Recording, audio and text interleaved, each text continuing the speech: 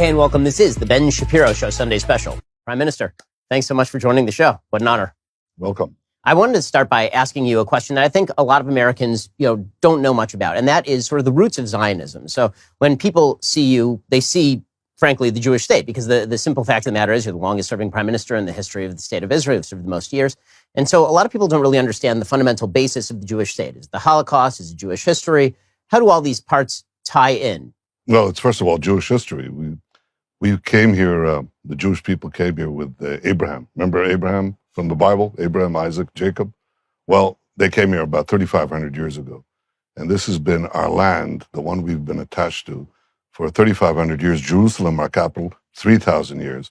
So we basically survived here, thrived here, struggled here for about 2,000 years of these 3,500 years. And then we were kicked out. People think we were kicked out by the Romans. No, they destroyed Jerusalem, but we still hung around. But around between the 7th and 9th century in the Arab conquest, we depleted from our land. We lost our land. A lot of people lost their lands. It can happen. But we didn't give up on the dream of coming back to our land and reconstituting our national life, okay? And so we constantly said, next year in Jerusalem, next year in Jerusalem. We wanted to come back. We did come back, dripping first, and then much more greater numbers in the 19th century. And in the 20th century, we reformed the state of Israel. So we defeat the laws of history. The laws of history say you can't come back from expulsion, dispersion, exiles, massacre. You can't. Well, we did. And we came back and reconstituted this extraordinary state that not only serves the Jewish people, but also its non-Jewish citizens who have the best standard of living and the only ones who enjoy any civil rights, equal rights, in a very broad radius in the Middle East. I don't know if the Middle East will change. It is changing. We can talk about it. But the state of Israel, I would say, is like a parable that people can overcome the worst odds in history and can fashion a future of brilliance and hope against the overwhelming odds. I think that's the story of Israel. It gives hope to millions, maybe not to a small branch in the college campuses of the United States, but millions, hundreds of millions, I would say even billions of people in India and in Asia and in Africa and in Latin America. They understand that Israel gives hope to humanity. It says, you can do it. That sounds like a yes, we can.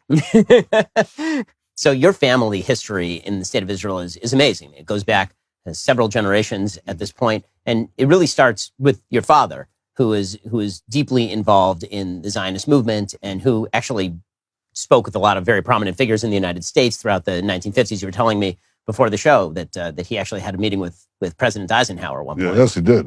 But before that, I'll tell you that my father, at the age of 23, in 1933, wrote that the Holocaust, that's the word he used, the Holocaust, will threaten not only the survival of the Jewish people, but the peace of the world everywhere. That if rampant anti-Semitism that the Nazis were promoting in 1933, the month that Hitler rose, if that is not opposed, it will sweep and engulf the entire world. So he was not bad for a 23-year-old. He was prescient.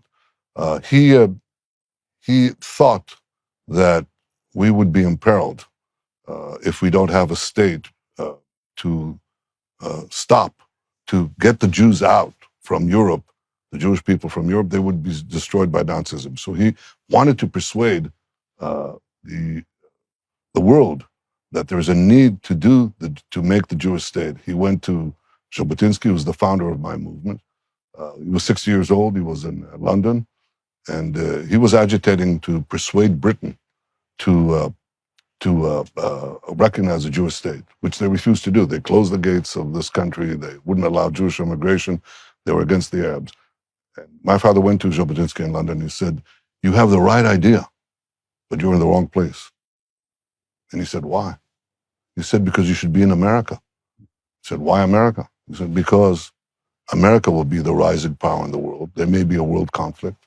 America will emerge as the great power, and America can make Britain do what Britain doesn't want to do. That is, recognize a Jewish state." Well, they went to America. Jabotinsky died, and my father continued alone during the during the war years, agitating for Zionism. He was all of 32. And he began, that's in 1942. He decided to do something that no Jewish leader did before. he went to the Republicans. And he went to Senator Taft, who was a very great senator, because Roosevelt would not hear of a Jewish state. He was absolutely opposed to it. He didn't want to antagonize the British. He thought that the British wanted to cater to the Arabs. He simply would not do it. He was a great leader, but it was for the Jewish people, that wasn't good. So not being able to persuade the Democrats, he went to the Republicans. And he said to Senator Taft to advocate, to put in the Republican National Convention on the platform, support for unrestricted Jewish immigration in a Jewish state. Well, Roosevelt didn't like it, but 3 months later, he had no choice. The Democratic National Convention adopted a similar platform.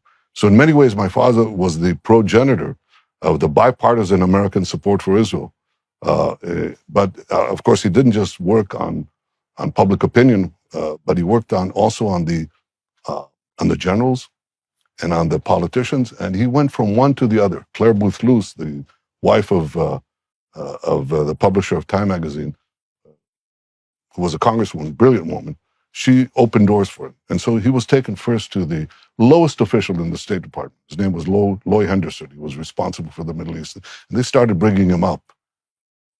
They brought him to Dean Acheson, who was the acting Secretary of State, and eventually they brought him to Eisenhower. After the war, he was the commander of the army, okay?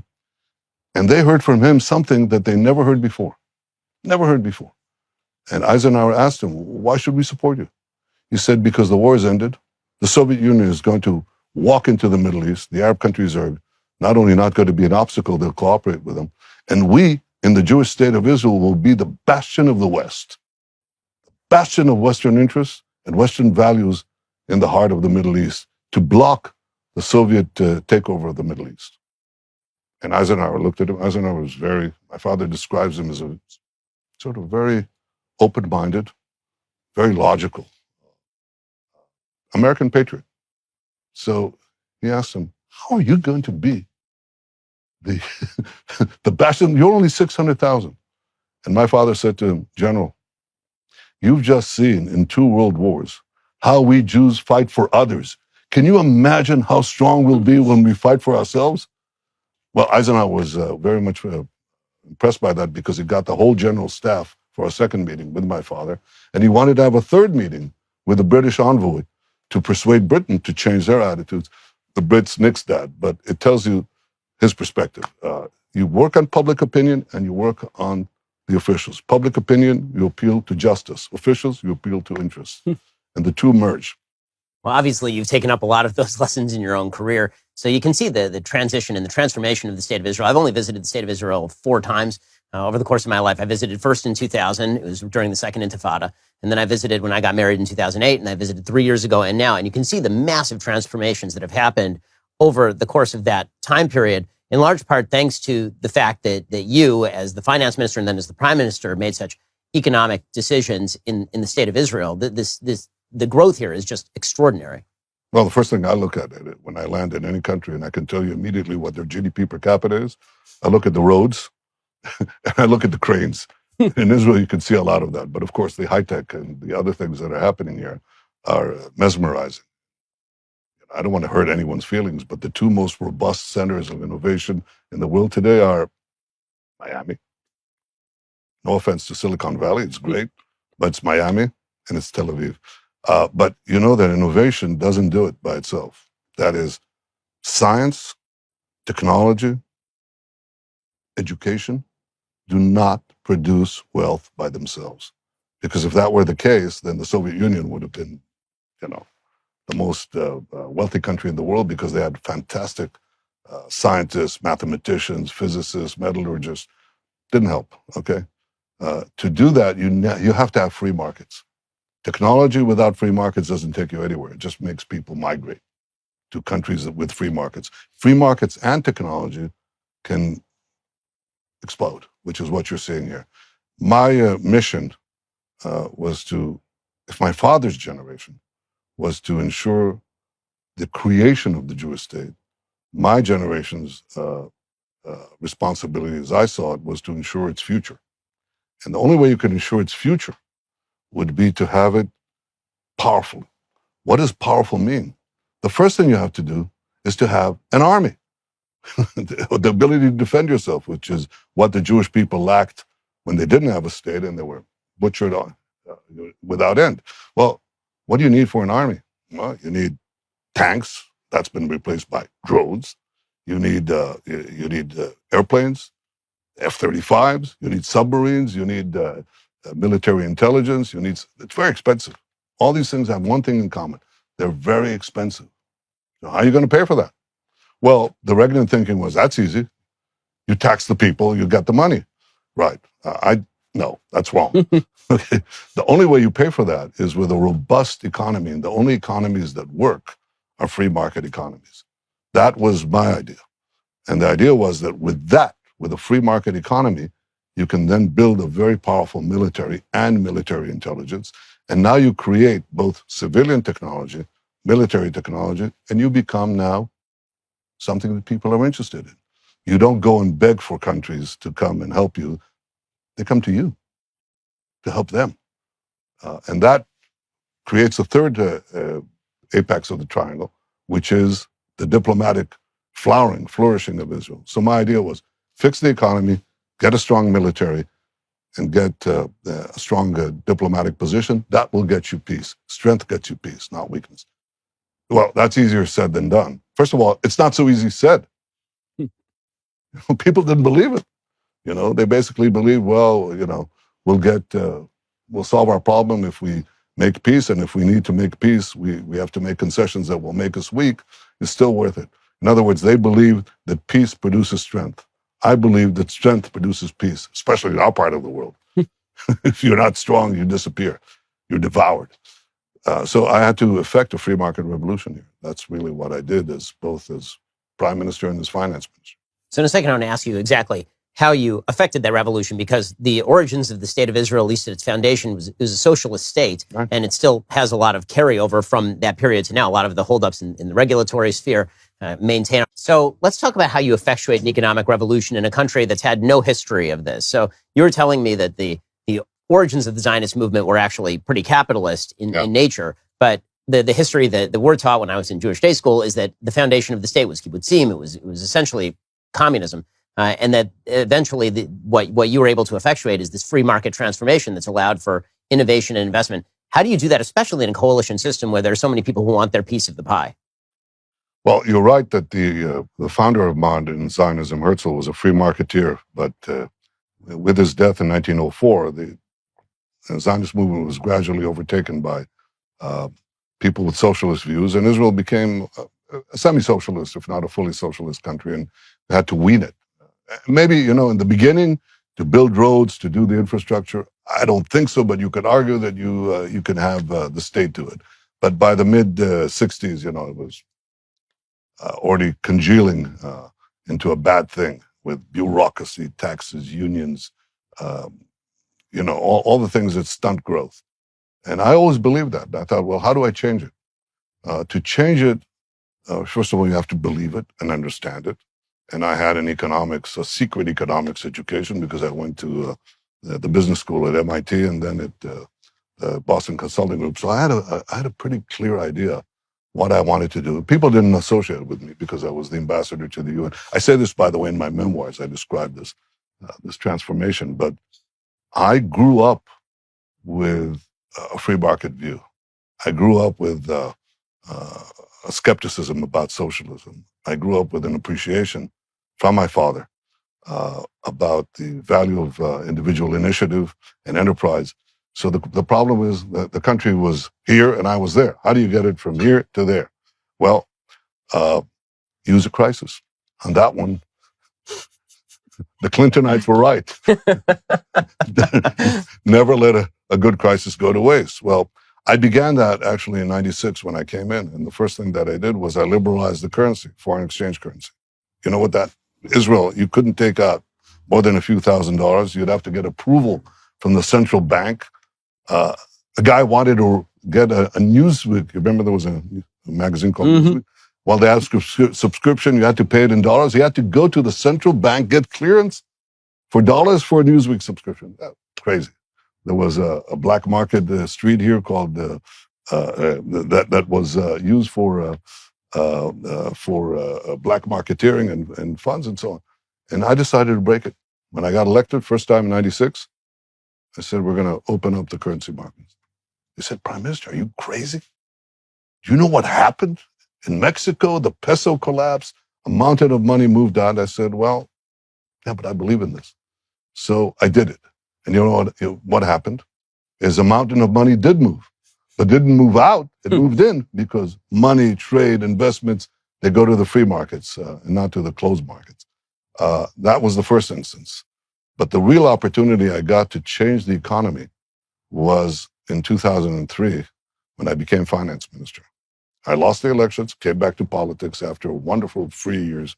A couple of years was great, the best years. There are suggestions that you were put in the finance ministry specifically to fail. Yes, I was, but so what? and they told me, no, and I described this in my book. They said, my advisors, many of them said to me, you know, Sharon was the prime minister. Israel is in the deepest economic crisis in decades. And he offers me the finance minister. And I'm the potential heir.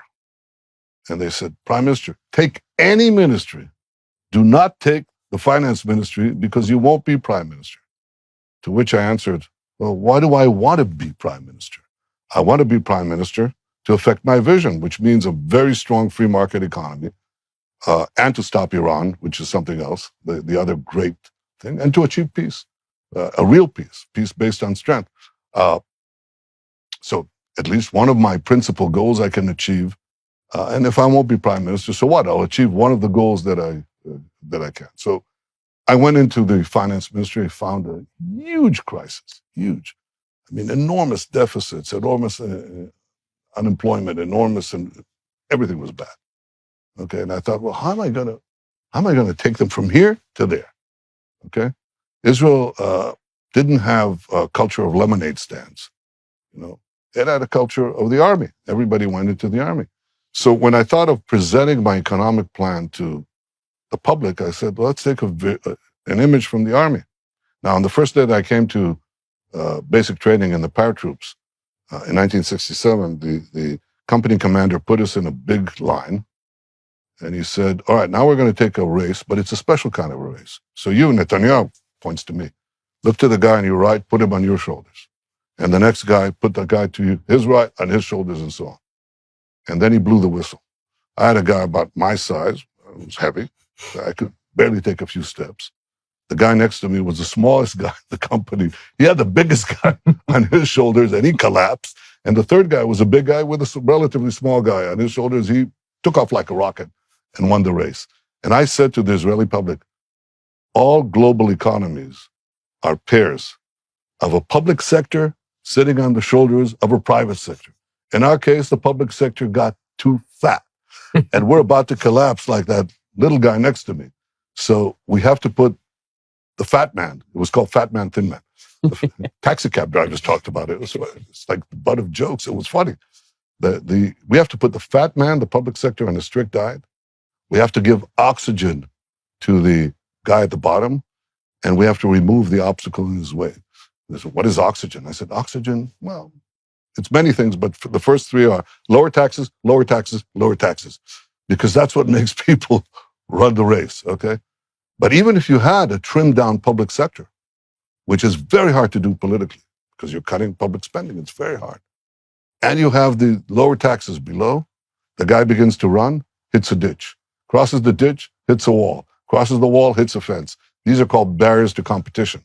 And it could be many things. It could be overregulation. It could be hidden monopolies, open monopolies. So I proceeded to adopt about 60, 70 major reforms simultaneously, okay, to change that. And we went from 1% contraction of the GDP to +5 growth, 5% growth in a year. And it stayed that way for a good decade. And that's the foundation of everything that you're seeing, this explosive growth that you see now. It was hard. I lost politically. My advisors were right. I didn't have a chance to become prime minister. I went down in my votes, but eventually the people appreciated what I did. And Israel is a changed country. There are more. You had a meeting here. Thousands of people came. Are they free marketeers? Yeah, well, 20 years ago they weren't. Well, when you talk about the transformation, how it all starts with the economic strength of the state of Israel, you can see that also in the Abraham Accords, obviously, Right. because it's the economic might of the state of Israel combined with its military might that leads all of these Sunni Arab nations to realize that there's common interest. You mentioned that diplomacy is common interest and not necessarily, seeing eye to eye on every matter. It's more about where the commonality lies. And you were obviously the architect of the Abraham Accords, one of the architects of the Abraham Accords, along with the peace partners. That's the biggest shift in Israeli foreign policy since at least the peace with Egypt. So maybe you can explain how that came about. Well, you're right that it had two driving things. Obviously, the Arab countries would benefit from Israel's technology, the explosion of innovation and enterprise, free enterprise that you see here. But it's good, for water. It's good for desalination. It's good for the whole digital world. It's good for medicine. It's good for everything. Everything's done here, and they could partake of it. But that wouldn't be enough. The reason they came is because they were afraid of Iran. And when I went to the Congress in 2015, before a joint session of Congress, joint meeting of Congress, that I spoke there and challenged President Obama's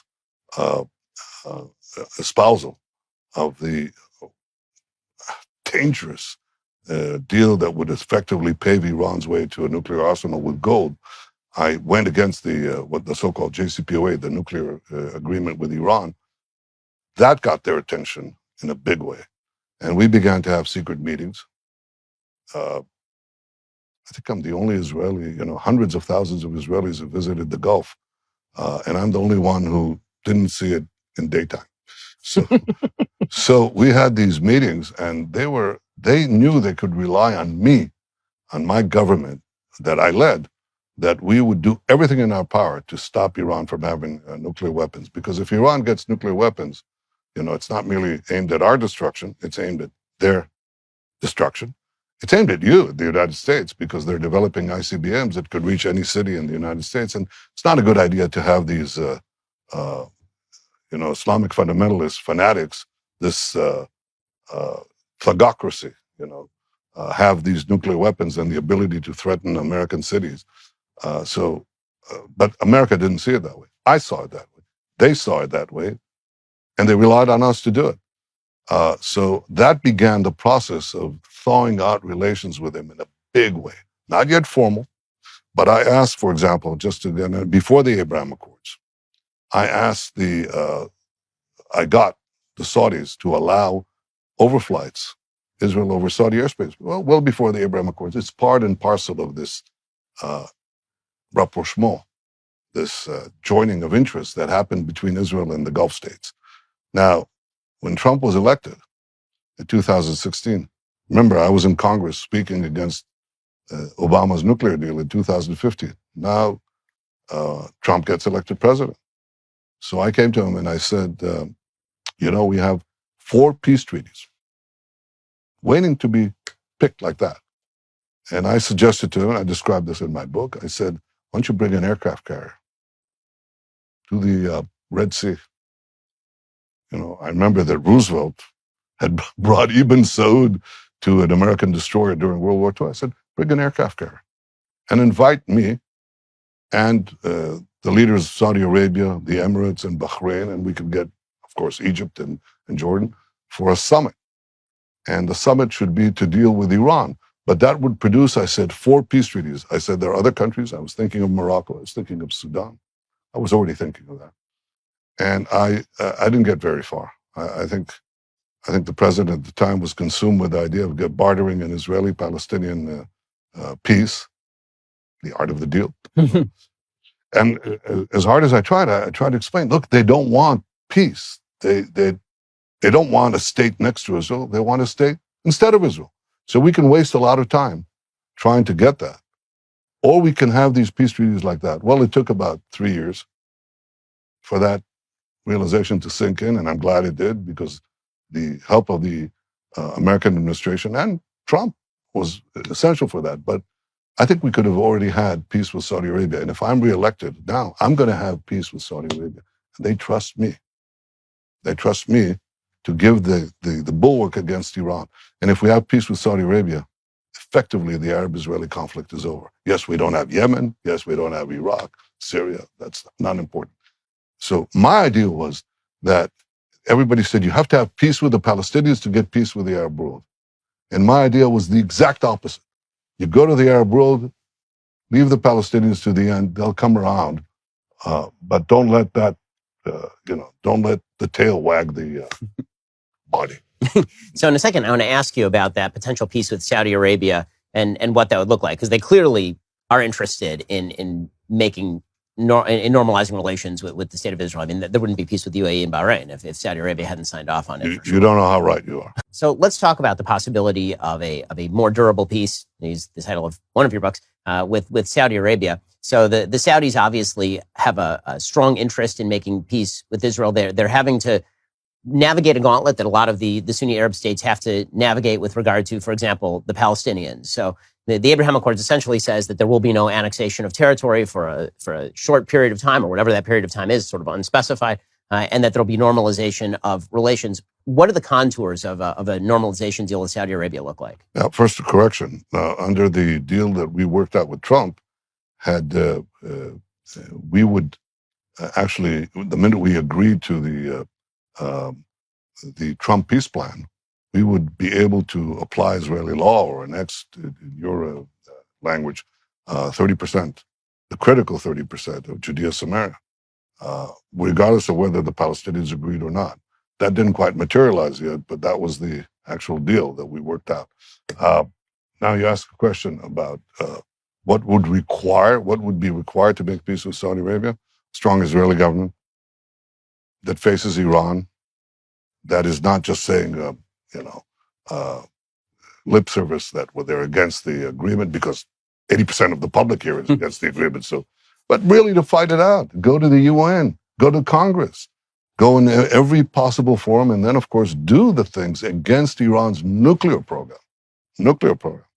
And we did many things. I can't talk about it, but I can say that I sent the Mossad into the heart of Tehran to pluck the secret atomic archive that Iran had, and they brought it back. Have you seen Argo, this film Argo? Mm-hmm. Yeah, remember? This is Argo on steroids. They took it out. The Iranians are chasing them. They're moving to the next place.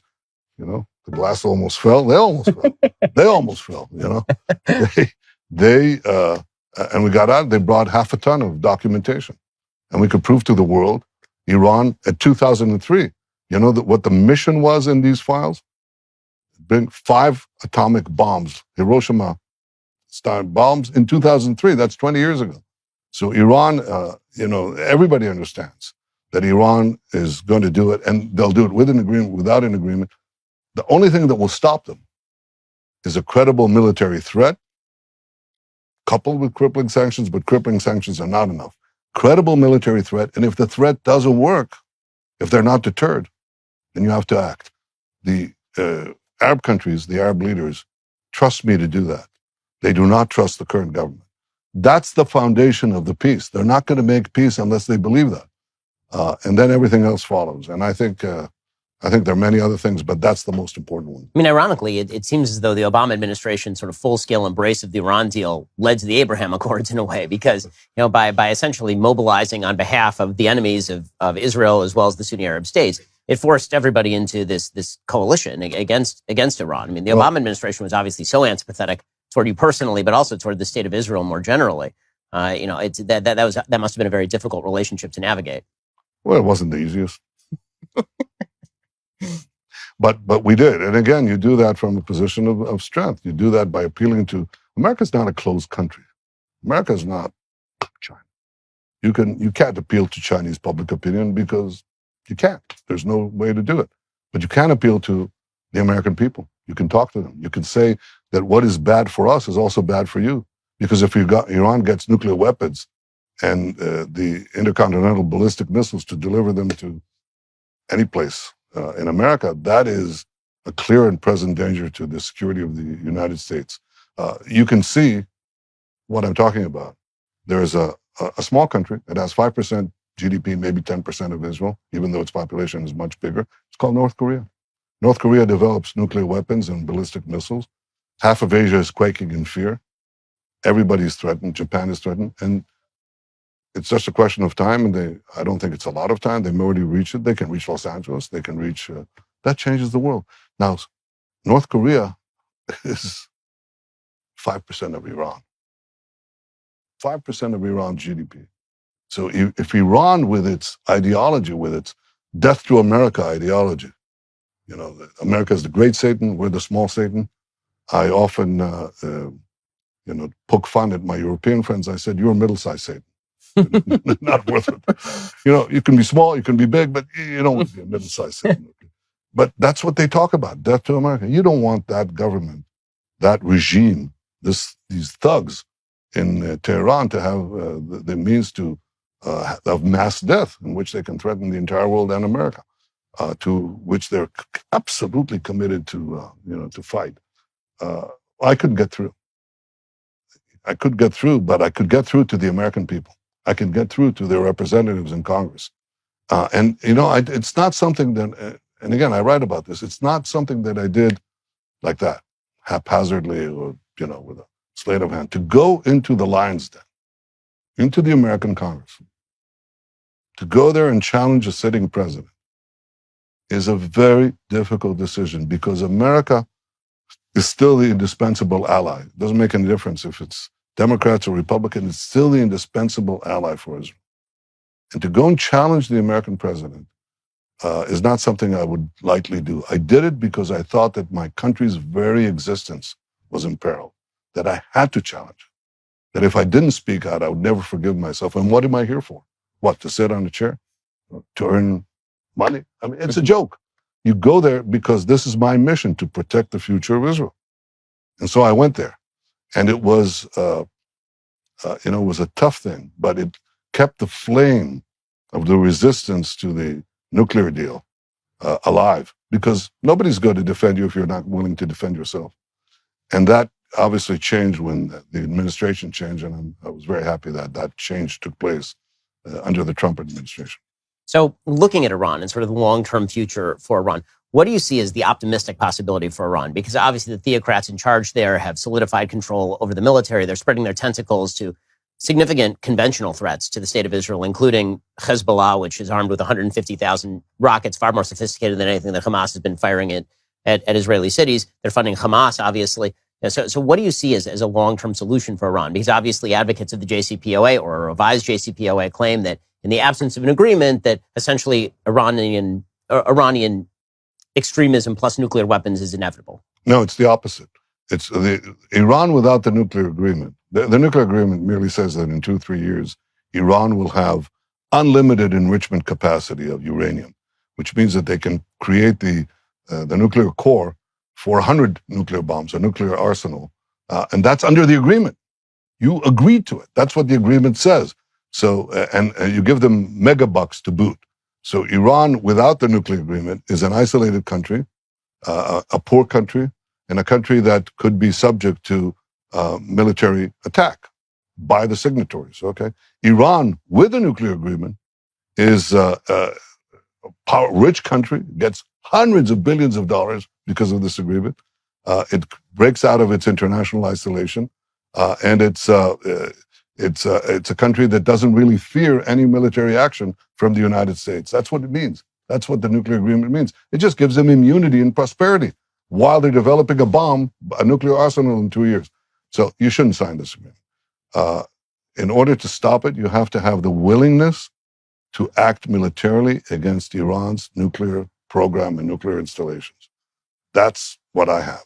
And I did it. It's not something that there are more things to do. Do we have the capacity to do it? The answer is yes, we do. Do we have the will to do it? I have the will to do it. My colleagues have the will to do it with me. And I think this is the big test. We have to stop Iran. By the way, if you have that capacity, you won't have to use it in all likelihood. But if you don't have the will, it's meaningless. So I think that's, now the question is, all right, but how does Iran change? Will Iran change? Well, these regimes like Iran or North Korea and so on, basically they kill their opponents.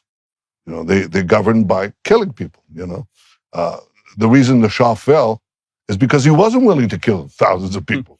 It's not only Jimmy Carter and all of the stuff that you read, it's because he wasn't willing to kill.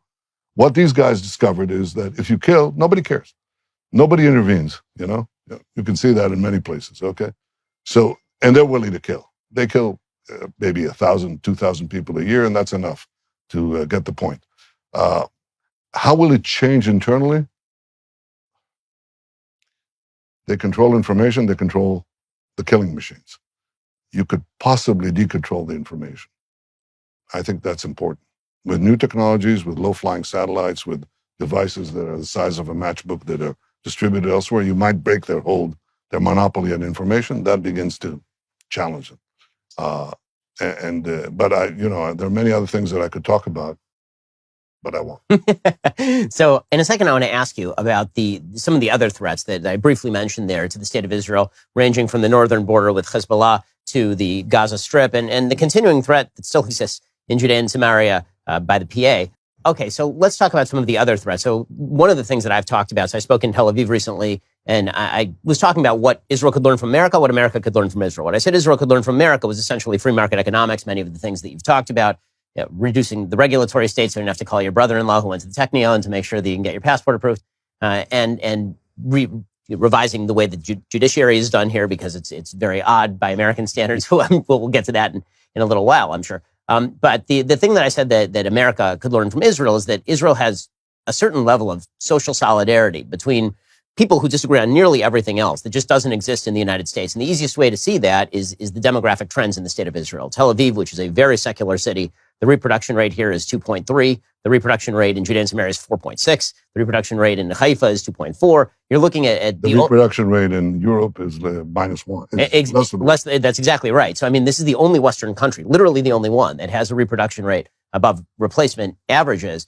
And that is the strength of the state of Israel. At the same time, that might be because it does face existential threat on all borders. And so you're forced into a certain level of social solidarity. So what do you think of that? And do you think that, Israel almost requires, as the Jewish people historically have, a certain level of outside threat in order to reach social solidarity? Well, whether we require it or not, we're getting it. So we can test what will happen. I'd like to be tested in a country that is not threatened from day one with its survival, with its existence. So yes, I think I think it's our history too.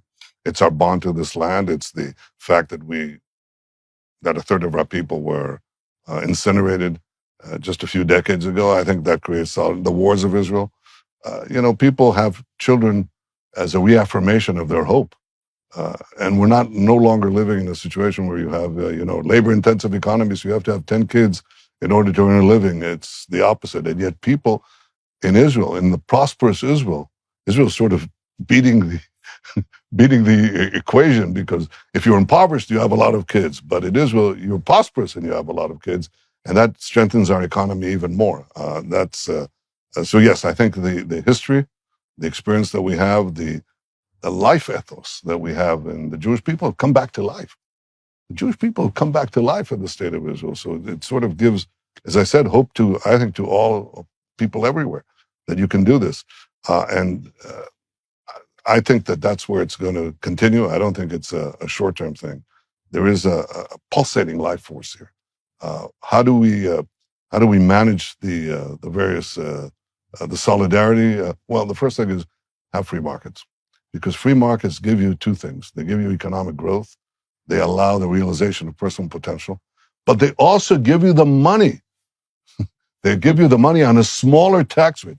I had to argue this with you. I said, we're going to lower tax rates and we're going to have bigger revenues. And they said, no, that can't be. I said, haven't you heard of the Laffer curve? And they said, Laufer, who's this Laufer? No, there are non-Jewish economists. There is one or two, one non-Jewish economists. Arthur Laffer. If you're at a high rate of taxation and you lower tax rates, you're going to get more tax revenues. And that's easily demonstrable, and we're at a very high tax rate. So when you do that, you fill up the government coffers. So on the one hand, you promote business, initiative, enterprise, employment. On the other hand, you get the money to help the poor, the needy, especially the handicapped, the old people who can't be in the job market, and so on. So there's no conflict between social welfare and free markets. They're absolutely complementary. And in fact, I would say that social welfare depends on free markets.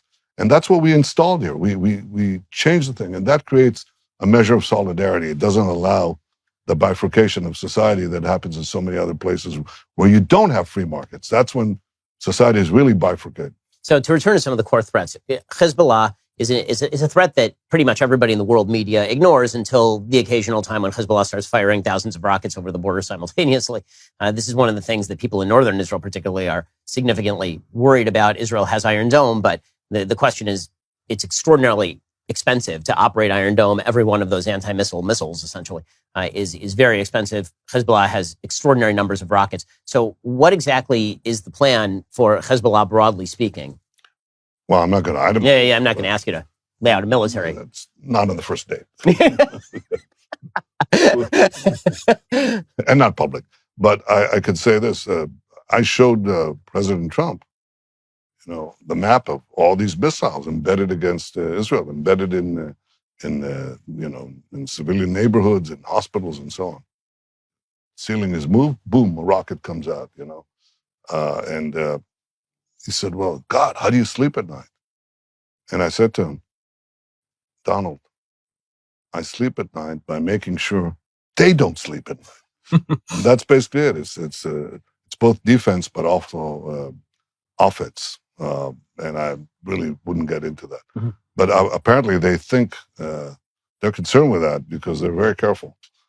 And of course, we will surprise them. So surprise is a key element in war, which I hope we don't have to fight. So speaking of threats on the border, obviously Hamas, the pullout from Gaza, turns out to be, by pretty much every measure, a rather large-scale disaster, considering that Hamas immediately takes over the place and immediately uses it as a base with which to launch attacks into mainland of Israel, like all the way to Jerusalem, in some of the last rocket attacks.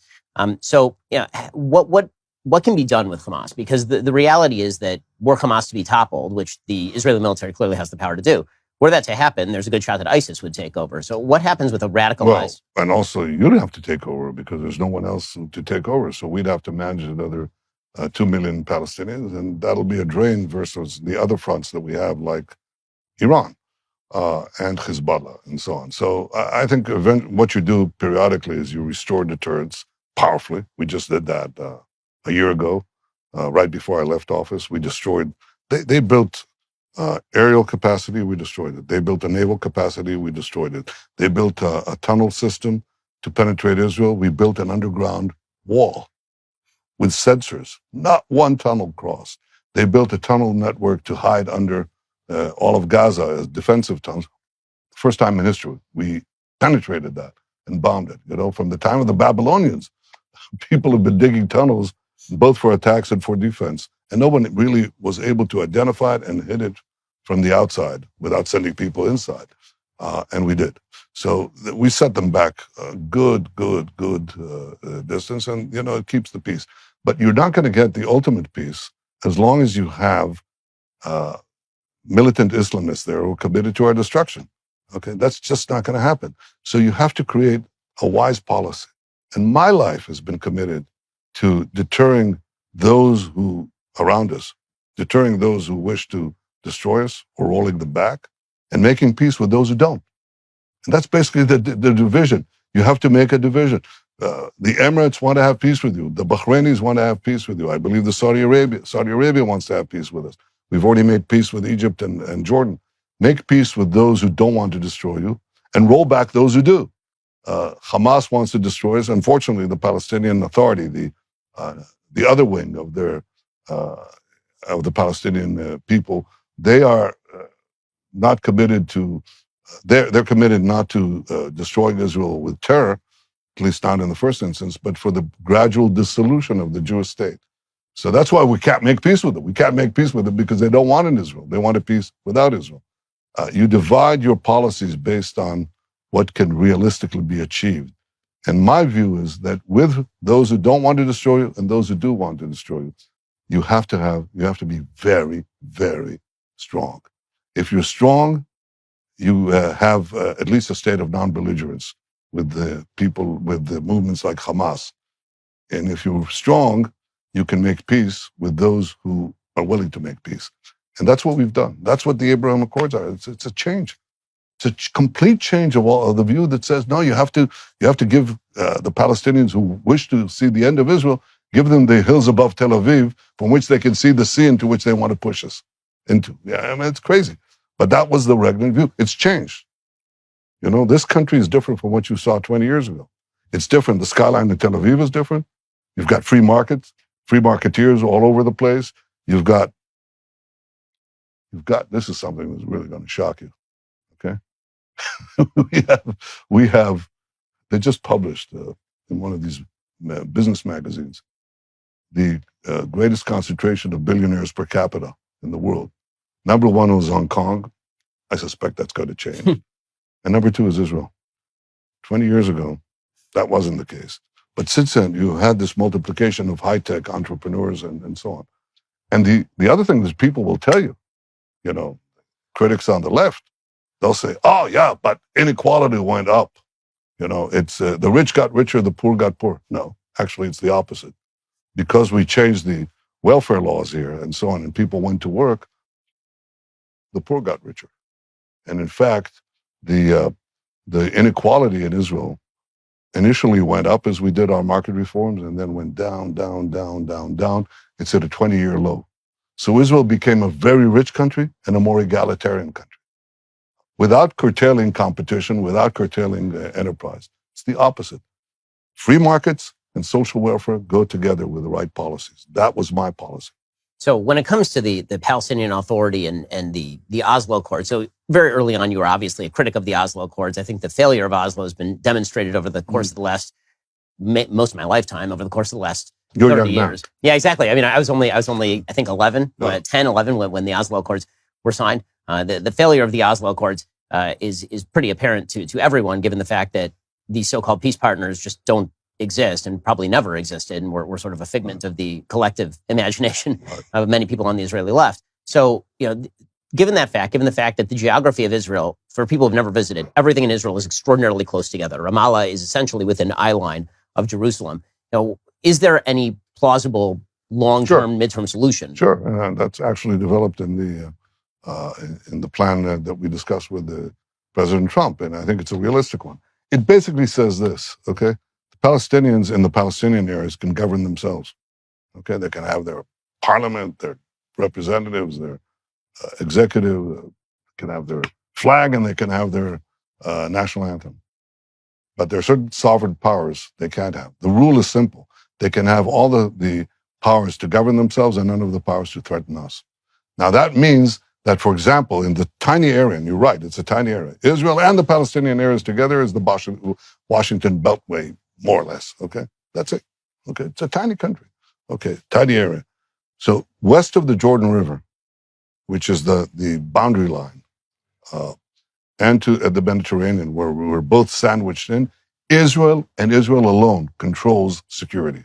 We control the airspace, we control the ground security, underground security in case they want to do tunnels and electromagnetic space, you name it, Israel alone. Well, I said that.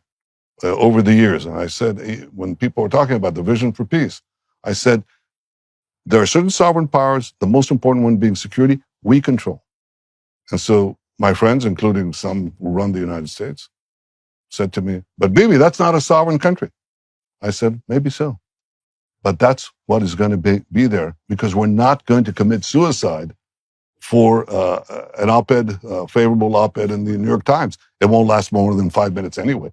We're not going to die for an illusory opinion. Now, some of my American colleagues, for example, Secretary of State John Kerry, whom I said this to, said, you know, we can take care of that. We can make sure you can withdraw your security forces from Judea Samaria, the West Bank, as they call it, because we will train the local Palestinian forces to fight the Islamic radicals. John Kerry brought John Allen, to show me a plan how this can be done. I was sitting there with our then defense minister, and they explained it. And we were skeptical, naturally. And so John, who's been a close friend, by the way, he said, well, maybe I can prove to you that we can do it. I want to take you on a clandestine visit to Afghanistan, and you will see how we train the Afghan forces to deal with the Taliban. And I said, John, I guarantee you this. The minute you leave Afghanistan, it will take at most days, no more than days, for the Taliban to sweep all these American-trained forces that you have. And we're not going to take that risk. We're not going to withdraw our military from Judea, Samaria, and have the Islamists, the Iranians, Hamas, take over and destroy the state of Israel. So the real peace that we could have is let them have all the powers to govern themselves, but none of the powers to threaten us. Security, first, before anything else, stays with us. By the way, not only for us, it's for them. Because the Hamas would overtake the Palestinian Authority in 2 seconds, which is what happened when we left Gaza. We're not going to do that again. It's not a perfect peace, but it's the best thing that you could have.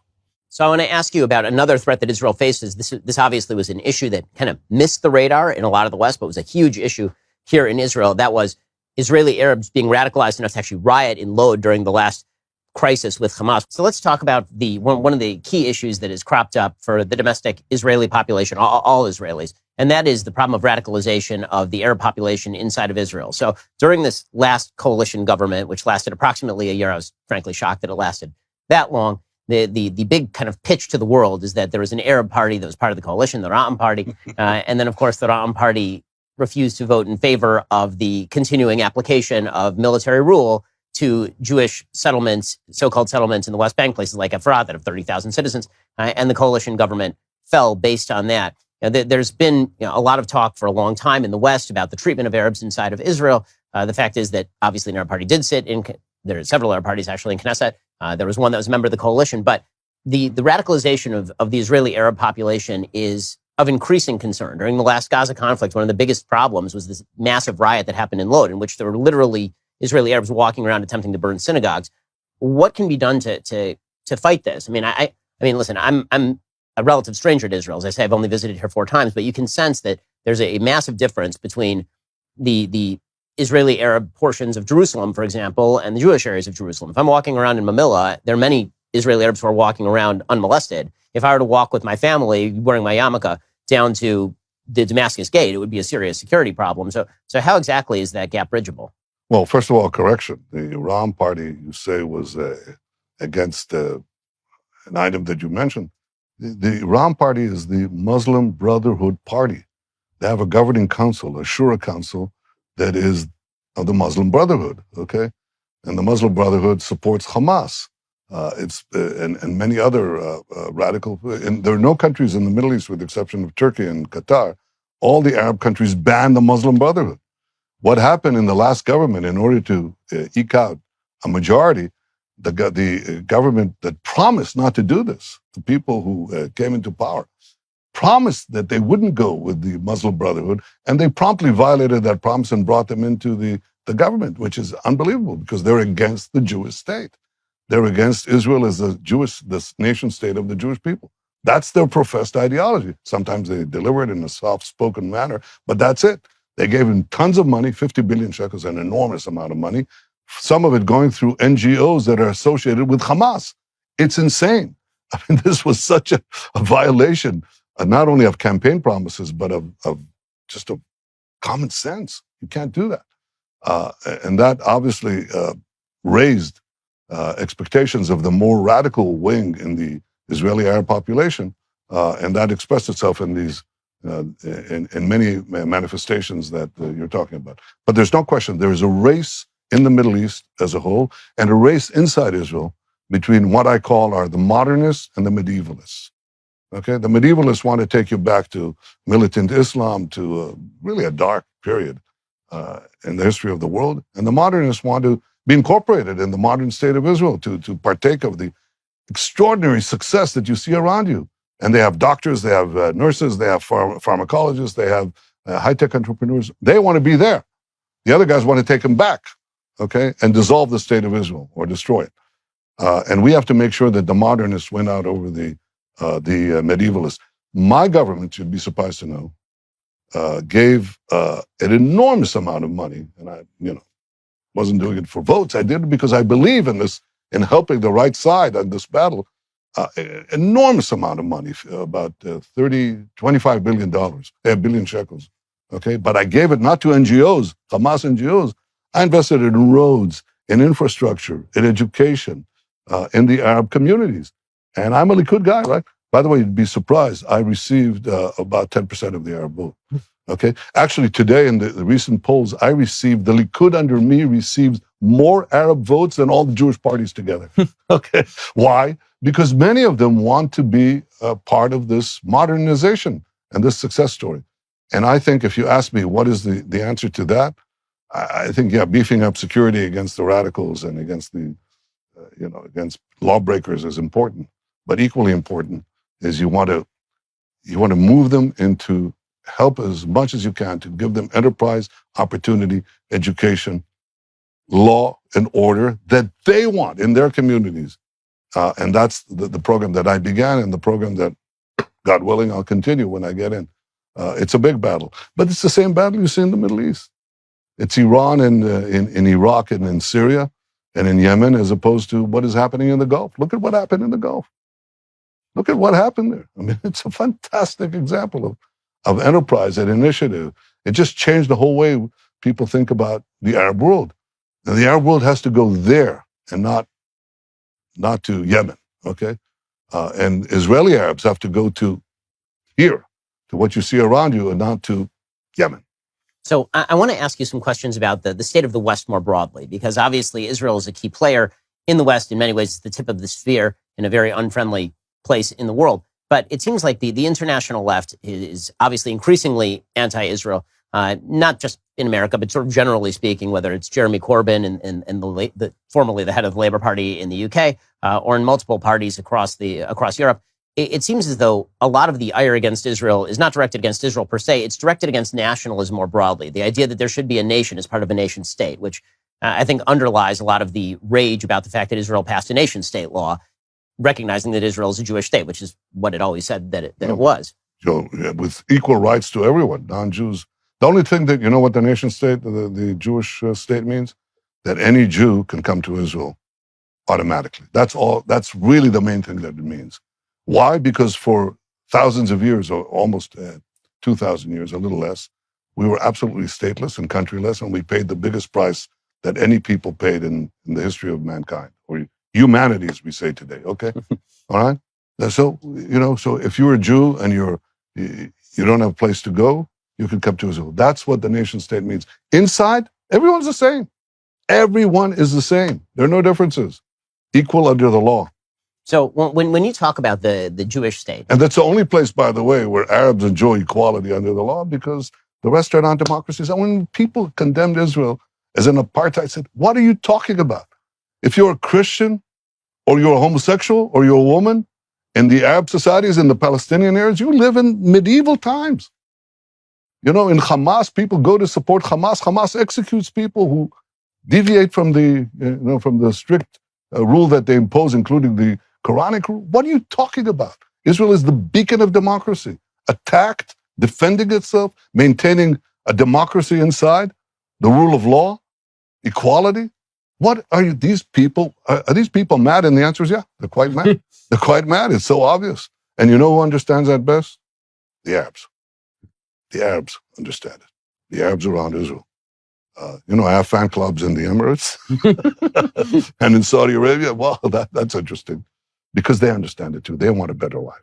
It is fascinating how Israel has become sort of the point of contention here. There's no other state on earth where people actually have a conversation about whether it ought to exist or not. Israel seems to be the only one. And in terms of sort of what people will accuse Israel of ethnic solidarity, despite the fact that, again, Jews are quite diverse. I mean, you have Ethiopian Jews and you have Moroccan Jews, like my wife. Yeah, some apartheid.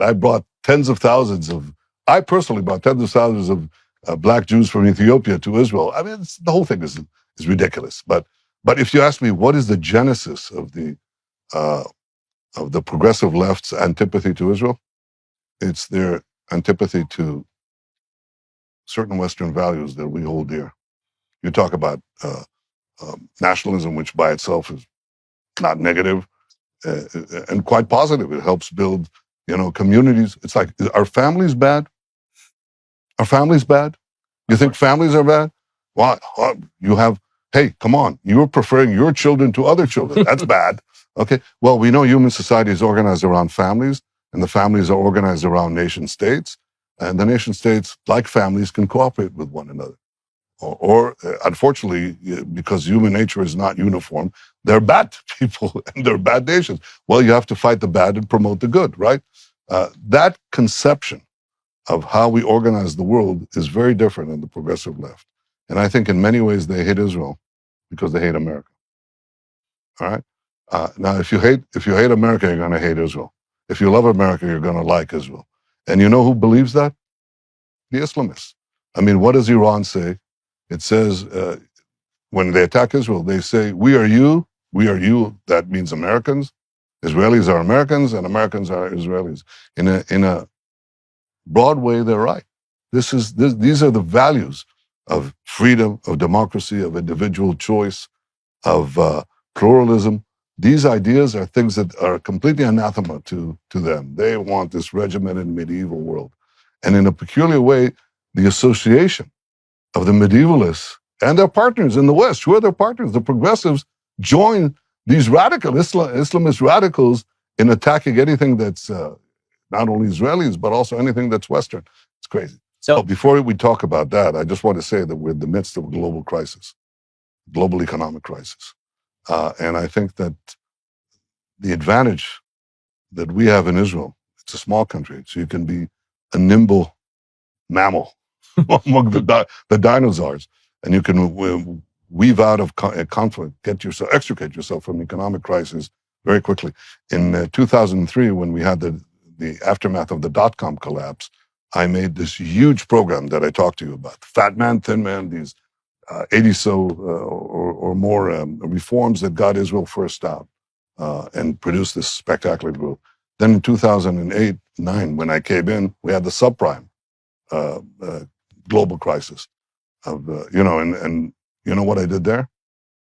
Actually, the opposite. Because our banks were conservative and we weren't at risk. And I decided to, instead of bailing out companies left and right, I said, well, I'll be bailing out failed companies. Why should I do that? So I went in a much more modest way and gave loan guarantees, very measured. So if you're a failing company, you didn't get the benefit and didn't get the incentive to continue to fail. And we got out of that one first in the world. Then in 2020, when we had the COVID crisis, it wasn't only a health crisis, which we also got out first in the world, but it was an economic crisis. There we had very cheap credit. So I gave a lot of companies that didn't fail, that were just hit by COVID, lifted them out.